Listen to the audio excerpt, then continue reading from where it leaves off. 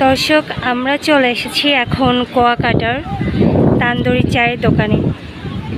একজন ছোট ভাইয়ের কাছে আমরা শুনে নেব চাটা কিভাবে তৈরি করে।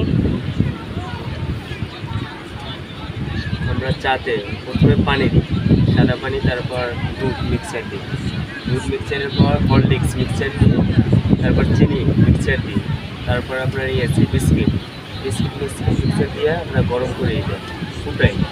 তারপর ওই জায়গায় দেওয়ার পর আমরা লিকার দিই, কাঁচাপাতি দেওয়ার পর আমরা ওইটাতে মটকা আছে আমাদের গরম করে, তারপর ওইটা দিয়ে পুরানোর পর আমরা ওইটা আবার কাপে দেওয়ার পর আমরা হরলিক্স দিই, দুধ দিই, তারপর আমরা সুন্দর পরিবেশন করি। ধন্যবাদ।